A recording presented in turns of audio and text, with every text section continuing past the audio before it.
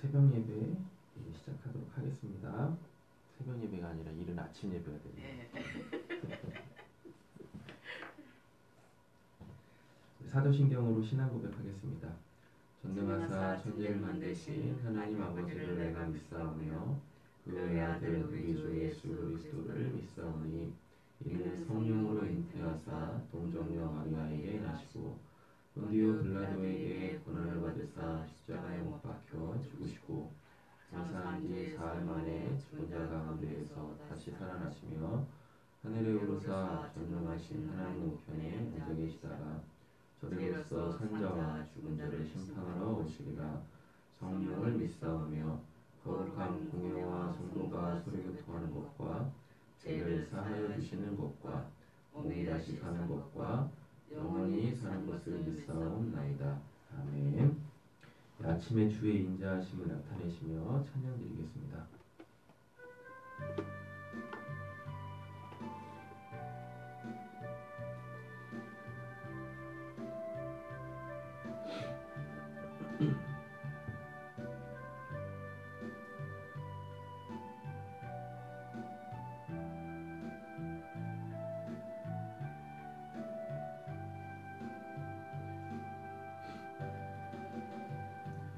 아침에 주의 인자하심을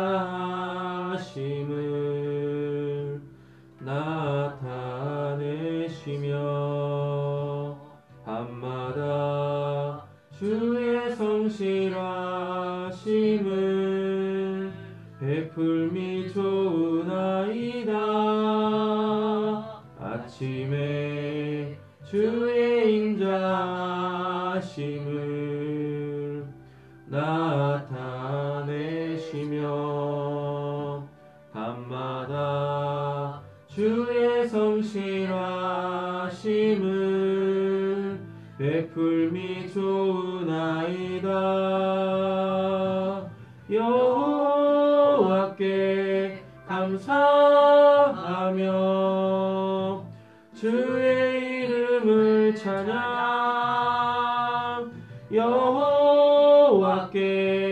감사하며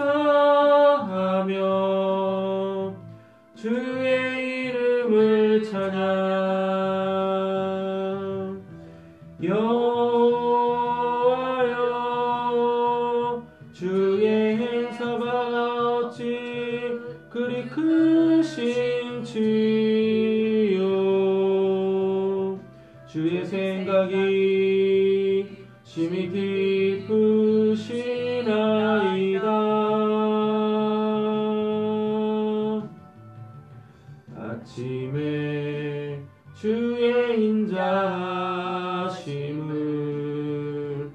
나타내시며 밤마다 주의 성실하심을 베풀미 좋으나이다.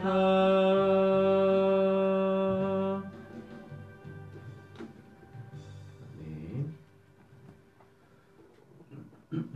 오늘도 우리의 삶에 하나님께서 신실하시고 성실하시게 일하시는 은혜가 있으실 줄로 믿습니다. 아멘. 오늘 함께 묵상하실 말씀은요, 신명기 19장입니다. 신명기 19장은 이제 도피성에 대하여서 이야기를 해주고 있는데요. 오늘 본문 안에서 진짜로 이야기하시려고 하시는 하나님의 마음은 무엇이냐면 죄가 또 다른 죄를 낳아서는 안 된다라는 것입니다. 그러면은 왜 죄가 또 다른 죄를 낳게 되어지냐? 오늘 본문 안에서는 이제 복수심 또는 모함, 그리고 또는 이제 오늘 본문에 보시면 이제 경계표를 옮기지 말아라고 또 중간에 이런 말씀이 있거든요. 그건 뭐냐면 이제 사람의 욕심이죠. 이런 것들 때문에 죄가 또 다른 죄를 낳게 되어집니다. 그래서 야고보서에 보면은 욕심이 잉태한즉 죄를 낳고 죄가 장성한즉 사망을 낳는다라고 얘기를 하고 있거든요.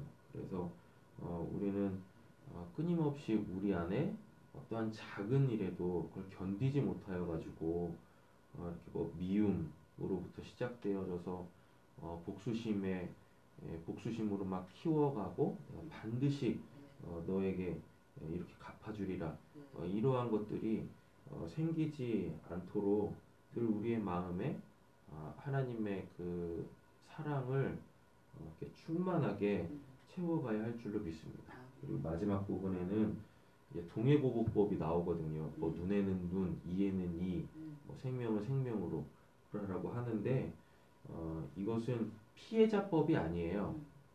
가해자법이거든요. 그러니까 가해자라는 것이 누군가가 어떠한 사람의 뭐 눈을 한 대 딱 쳤는데 눈이 딱 상했다 치겠습니다. 그러면은 그 상해를 입은 사람이 가해자에게 똑같이 처벌하라 라는 말씀이 아니거든요. 예. 그러니까 가해자에게 먼저 적용되어지는 겁니다. 그러니까 내가 누군가의 눈을 상하게 하면 내 눈도 상하게 되어진다라는 것을 이렇게 누군가의 눈을 상하게 하기 전에 기억해라라는 얘기인 거예요. 예. 내 눈이 귀하면 남의 눈도 귀할 거 아니겠습니까? 그러니까 지금 막 불타오르는 어떠한 그 악한 마음에 휘어잡혀가지고 결국은 내가 잃을 것들을 생각하지 못하여가지고 결국 잃게 되어지는 현상으로 나아가지 마라라는 것입니다. 그래서 동해보복법은 말씀은 마치 피해자법인 것처럼 보이지만 그렇지 않다. 가해자법이다. 처음부터 이러한 일들이 생기지 않도록 내 안에 나조차도 주체할 수 없는 상황으로 끌고 가지 마라 라는 이야기입니다. 그러면 1절부터 한번 살펴보겠습니다. 주 당신들의 하나님이 당신들에게 주시기로 한 그 땅 거기에 살고 있는 원주민을 주 당신들의 하나님이 멸망시키시고 당신들이 그들을 쫓아내어 그 성읍과 집에서 살게 될 때에 당신들은 준 당신들의 하나님이 당신들에게 차지하라고 주신 땅에서 성읍셋을 따로 구별하여 놓아야 합니다. 도피성은 총 6개가 있습니다. 예. 그러니까 오늘 본문에 보시면 이렇게 뭐 3개로 되어져 있는데 요단강을 이렇게 중심으로 예. 서편 맞죠?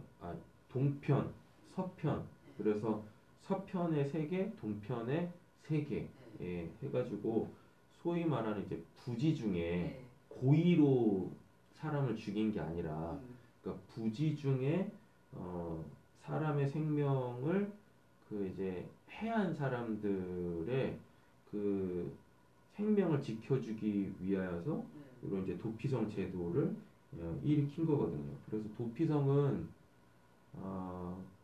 그 고의로 지은 죄에 대하여서는 적용이 안 돼요. 그래서 고의로 알면서 지은 죄에 의도적으로 알면서 지은 죄에 대해서는 반드시 죄값을 치러야 되는 겁니다. 그런데 죄 지을 마음이 없었어. 마음속에 죄도 없었거든요. 그런데도 불구하고 그러니까 마음에 악이 없었는데도 불구하고 어떠한 그 이제 상황이 잘못돼가지고 뭐 죄를 결과론적으로는 죄겠죠. 죄가 일어났을 때 그 죄로부터 이 사람의 생명을 지켜내야 하는 거거든요. 그래서 이제 도피성을 하나님께서 총 6개 제정을 하시는 겁니다. 3절입니다. 주 당신들의 하나님이 당신들에게 주신 땅을 세 영역으로 구분하여 길을 닫고 모든 살인자가 그곳으로 피신할 수 있게 하십시오. 살인자가 구별된 성읍으로 도피할 수 있는 경우는 다음과 같습니다. 일찍이 미워할 일이 없는 이웃을 뜻하지 않게 죽였거나. 여기서 보면은 미워한 일이 없는 이라고 되어 있잖아요. 그죠? 그러니까 그 마음에 악이 없어요. 악이. 어떤 사람이 이웃과 함께 나무하러 숲속으로 들어가서 나무를 찢다가 도끼가 자루에서 빠져 나가 친구를 쳐서 그가 죽었을 경우에 죽인 그 사람이 그 구별된 새 성읍 가운데 한 곳으로 피신하여 살 수가 있습니다. 도피성 평소 이웃을 미워한 일이 없는 사람이 실수로 이웃을 죽게 했을 때 자기의 생명을 구할 수 있는 곳으로 그 곳까지 거리가 너무 멀면 피살자의 친척이 복수심에 불타서 살인자를 따라가서 죽을 터이니 거기서 너무 멀어서는 안 됩니다. 이 사람은 악의 없이 정말 부지 중에 어쨌거나 살인이라는 죄를 짓게 된 거잖아요. 예. 그런데 그 이제 죽은 사람의 오늘 본문에 보면 친척이라고 되어 있지 않습니까? 죽은 사람의 가족들은 그런 거 상관없어요. 뭐만 남습니까? 내 사랑하는 사람이 죽었다라는 것만 남게 되어지거든요. 예. 근데 이 사람을 죽인 사람은 죽일 의도도 없었어요. 그 마음에 악이라는 것도 없었거든요. 그런데 그 현상을 받아들이는 사람 입장에서는 뭐 상황이 어떻게 됐던 의도가 있던 없던 상관없어요. 그냥 그 죄라는 것만 결국 자기에게 주어지는 거거든요. 예. 그 사람이 죽었다라는 것만 자기에게 주어지는 거예요. 예. 그러다 보니까 그게 그 사람에게 뭐로 오겠습니까? 이게 악으로 온단 말이죠. 그러다 보니 그 악이 이 사람을 휘어잡고 결국은 복수심에 불타오르게 되어진단 말이죠. 그러면 그때는 뭐 하나님도 없어. 예. 무조건 자기 마음 해결하는 거, 자기 안에 있는 악을 해결하는. 그러니까 죄가 또 다른 죄로 이렇게 번지게 되어진단 말이에요. 그걸 하나님께서 차단하시기 위해서 지금 이 도피성 그리고 오늘 19장 마지막 절에 그 동해보복법을 적용을 하시는 겁니다. 내가 새 성읍을 따로 떼어 놓으라고 당신들에게 명령한 이유가 바로 여기에 있습니다. 주 당신들 하나님이 당신들의 조상에 맹세하신 대로 당신들 땅의 경계를 넓혀 주시고 당신들의 조상들에게 약속한 모든 땅을 당신들에게 주실 때에는 또 내가 오늘 당신들에게 명하는 이 모든 명령을 당신들이 성심껏 지키고 주 당신들이 하나님을 사랑하며 그가 가르쳐 주신 길을 잘 따라갈 때에는 이 새 성읍 말고 또 다른 새 성읍을 구별해야 합니다. 그래 주 당신들의 하나님이 당신들에게 유산으로 주신 땅에서는 죄 없는 사람이 살인죄를 짓고 죽은 일이 없도록 해야 합니다. 그러면 살인죄 때문에 당신들의 책임을 짓는 일은 없을 것입니다. 예, 이래서 이제 총 6개 도피성이 생기는 거예요. 이게 지금 신명기잖아요. 신명기는 이제 요단강 서편이죠. 요단강 서편. 아직 요단강을 건너지 않았어요. 그래서 가나안 땅을 점령하지 않은 상황에서 이게 지금 출애굽한 이 세대들에게 주어지는 거거든요. 그럼 지금 신명기가 선포되어질 때는 이미 요단강 서편을 이스라엘 백성이 이제 점령한 상태예요. 그래서 루벤, 갓, 므낫세 반 지파가 요단 서편을 이렇게 자기네 기업으로, 자기네 이제 땅으로 이렇게 하나님께 분배받은 상황이에요. 그러다 보니까 어쨌거나 세 지파가 있잖아요. 르우벤, 갓, 므낫세 반 지파가 있기 때문에 여기에 지금 도피성이 3개가 이렇게 있는 겁니다. 그리고 이제 요단강 건너서 가나안 땅을 이제 점령하게 되어지면 여기에 이제 9지파 반이 땅을 분배받아서 살게 될 거 아니에요. 그래서 여기는 이제 각 지파별로 있는 게 아니라 가나안 땅이 그렇게 크지 않거든요. 그러다 보니까 여기를 이제 지역적으로 3등분 해가지고 그래서 요단강 동편에도 도피성을 3개를 이렇게 딱 짓는 겁니다. 그래서 요단강을 중심으로 요단강 서편 3개, 요단강 동편 3개 이렇게. 그래서 이제 죄가 또 다른 죄를 낳지 않도록 하나님께서 미연에 방지하신다 라는 얘기죠. 또 내가 오늘 당신들에게 명한 11절. 그러나 어떤 사람이 그의 이웃을 미워하여서 해치려고 숨었다가 일어나 이웃을 덮쳐서 그 생명의 치명상을 입혀 죽게 하고 이 여러 성읍 가운데 한 곳으로 피신하면 그가 살던 성읍에 장로들의 사람들을 보내어 그를 거리에서 붙잡아다가 복자의 손에 넘겨주고 죽이게 하려 합니다. 이런 사람들한테는 도피성이 적용이 안 됩니다. 예. 고의로 지은 죄. 예. 예. 그러니까 악이 악을 키워서 본인이 스스로 키워가지고 뭐 때문에 죽이는지는 잘 본문 안에서는 나오지 않지만 이게 이제 14절 같은 이제 14절 보시겠지만 막 이게 이제 본인들 안에 있는 어떤 욕심, 탐심, 나는 이것밖에 없는데 저놈은 저렇게 많이 있네. 나는 하는 일마다 안 되는데 저놈은 하는 일마다 잘 되네. 예, 이러면은 이제 막 마음에 악이 생기는 거거든요. 예, 그것 때문에 이제 죄를 짓는 자들에게는 절대로 도피성이 적용이 안 된다. 도피성으로 도망갔다 손 치더라도 끄집어내가지고 그 죄값을 반드시 치르게 해야 한다라는 이야기입니다. 13절. 당신들은 그런 사람에게 동정을 베풀어서는 안 됩니다. 이스라엘 안에서 죄 없는 사람이 죽임을 당하는 일이 없어야만 당신들이 복을 받을 것입니다. 당신들은 당신들에게 선으로 주어 차지한 땅에서 이미 저성에 그어놓은 당신들 이웃에게 경계선을 옮기지 마십시오. 예. 그래서 이렇게 본인에게 주어진 환경 안에서 감사하며 기뻐하며 하나님이 신실하시고 성실하시듯 네. 그렇게 신실하고 성실하게 살면 마음에 악이 쌓일 일이 없어요. 그거에 따라 하나님이 다 은혜를 베푸셔서 삶을 영위하게 하실 거니까. 그런데 그렇게 안 하면서 뭐야 나보다 저 사람이 더 많이 갖고 있네. 여기서부터 이제 온갖 욕심, 탐심, 미움, 시기, 질투들이 막 생기거든요. 그러면 마음이 그냥 지옥이잖아요. 그러면 지옥의 삶을 사는 겁니다. 온갖 죄를 다 범하면서 그러지 말라라고 얘기하는 거죠. 하나님의 나라의 성격은 절대 그런 것이 아니다 라고 오늘 19장에서 얘기하는 겁니다. 어떤 잘못이나 어떤 범죄라도 한 사람의 증언만으로는 판정할 수 없습니다. 여기서부터는 뭐에 대해서 얘기하냐면 이제 모함이죠. 결국 모함도 본인 마음 안에 있는 욕심, 탐심, 뭐 시기, 질투 이런 것 때문에 하는 거예요. 왜 나는 안 되는데 저놈만 잘 되는 거야? 여기서부터 이제 나도 안 되니까 저놈도 안 되게 하기 위해서 온갖 중상모략을 막 써대고 거짓 증언하고 막 이러는 겁니다. 네.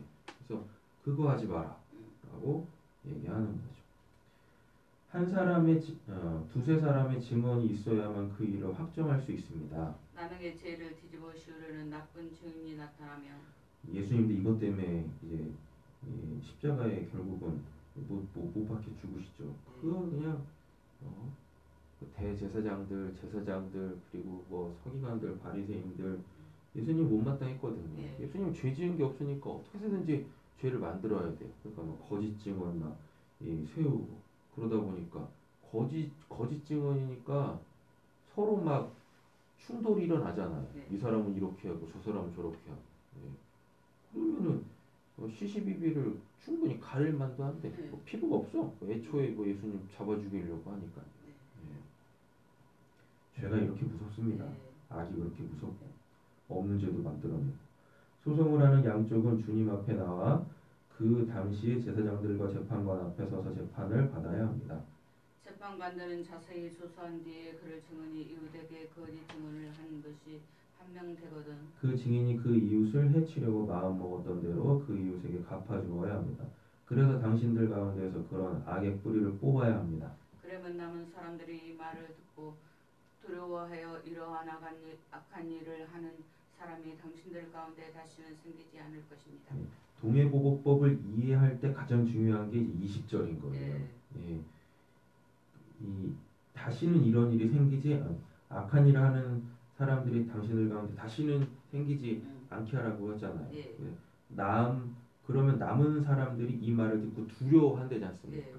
그래서 21절 당신들은 이런 일에 동정을 베풀어서는 안 됩니다. 목숨에는 목숨으로, 눈에는 눈으로, 이에는 이로, 손에는 손으로, 발에는 발로 갚으십시오. 이게 지금 피해자법이 아니라고 말씀을 드렸습니다.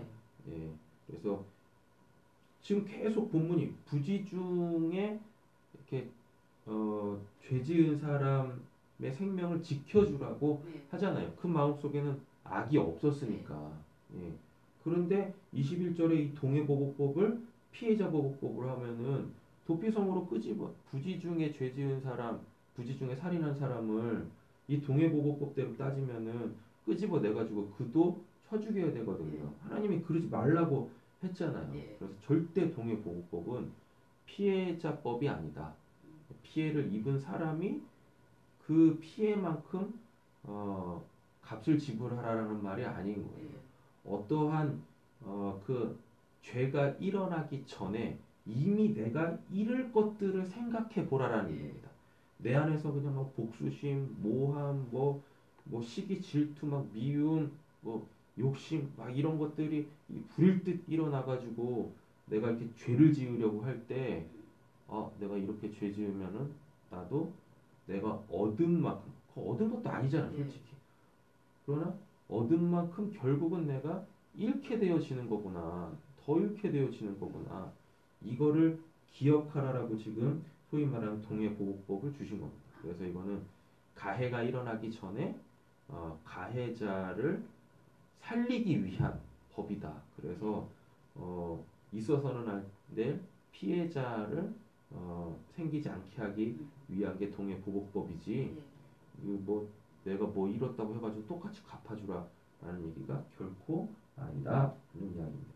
그래서 오늘 본문을 통해서 혹시 내 마음에 일어나는 어떠한 그 뭐 미움이나 욕심이나 시기, 뭐 질투 이런 것들 때문에 말도 안 되게 내 마음을 악의 온상으로 만들어서는 결코 안 된다. 내 마음에 악이 생기면 반드시 내가 잃을 것들, 잃어서는 안 될 것을 잃게 되어지는 일들이 생긴다. 절대로 이 원리를 잊지 마라 라고 우리에게 말씀해주고 계시는 겁니다. 오늘 금요일이죠. 교회와 나라 위에서 지금 코로나 2.5 단계로 격상됐잖아요. 그래서 더 힘들어질 것 같은데 그래도 우리가 한번 2.5 단계도 겪어봤잖아요. 그래서 잘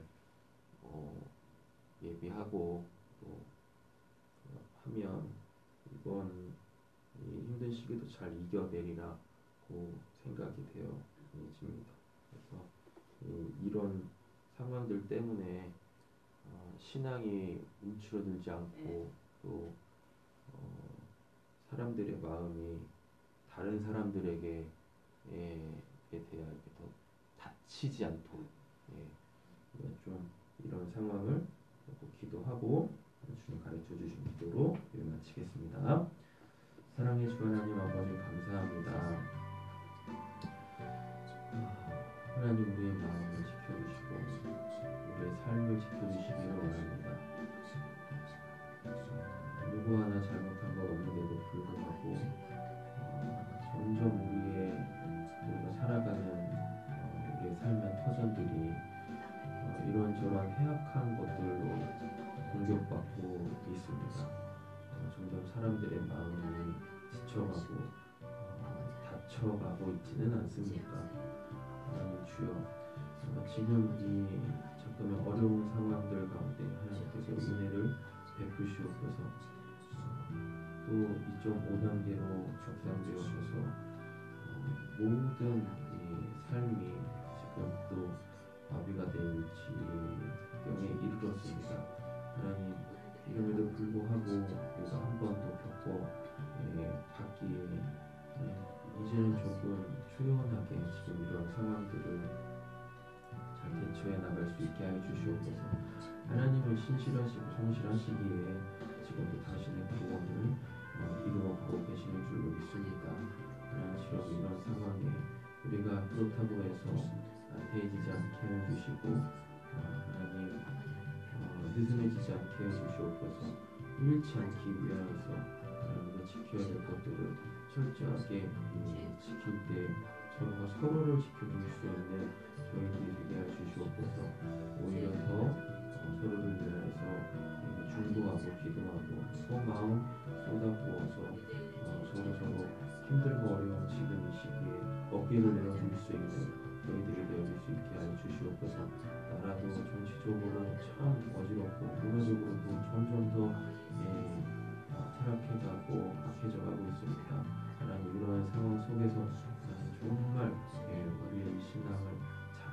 지켜 내어서 정말 하나님께서 우리에게 다시금 꽃피게 하시고 열매 맺게 하시면 하나님 그 따뜻한 계절이 그리스도의 계절이 돌아오기를 간절히 소원합니다. 지금은 몹시 춥고 배고프고 어려운 상황일지라도 결국 하나님께서 이 사망의 음침한 골짜기에서도 인도하실 줄로 믿습니다. 하늘에 계신 우리 아버지여 이름이 거룩히 여김을 받으시오며 나라의 마옵시오며 뜻이 하늘에서 이루어진 것 같이 땅에서도 이루어지이다. 오늘날 우리에게 일용할 양식을 주옵시고 우리가 우리에게 죄 지은 자를 사하여 준 것 같이 우리의 죄를 사하여 주옵시고 우리를 시험에 들게 하지 마옵시고 다만 안에서 구하옵소서. 대개 나라와 권세와 영광이 아버지께 영원히 있사옵나이다. 아멘. 수고하세요. 감사합니다. 감사합니다, 선생님. 수고하세요.